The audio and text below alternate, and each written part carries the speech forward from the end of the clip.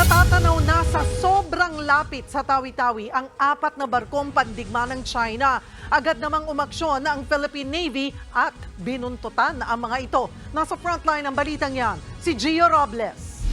Ito ang 4 na Chinese warships ng People's Liberation Army Navy o PLAN na nakita ng mga residente sa Tawi-Tawi. Ayon sa uploader, pauwi sila ng Bonggao Town mula Panguan Island nang maispata ng 4 na Chinese vessels sa Cebuto Passage sa Tawi-Tawi. Kinumpirma sa News 5 ng Armed Forces of the Philippines, Western Mindanao Command ang pagdaan ng 4 na barko ng Chinese Navy sa Cebuto Passage noong May 2. Umabot ng 5 nautical miles ang pinakamalapit na distansya ng Chinese Navy vessels mula Bonggao Island. Kaya tanaw na ito at pasok na pasok sa 15-kilometer municipal waters ng Tawi-Tawi.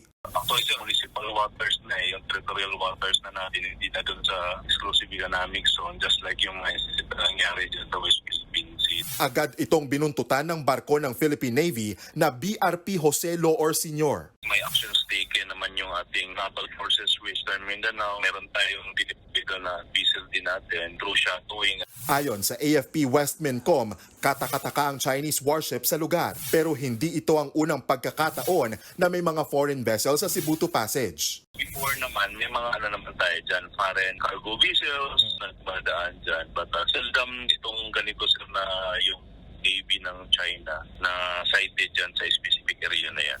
Ang Cebuto Passage ang naghihiwalay sa Borneo at Sulu Archipelago. Wala naman daw dapat ikaalarma ang publiko sa namataang 4 na Chinese Navy ships dahil innocent passage o dumaan lang sila. Nagbabalita mula sa frontline, Gio Robles, News 5.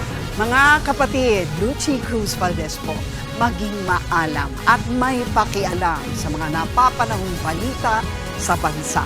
Tumutok at mag-subscribe sa News 5 social media pages.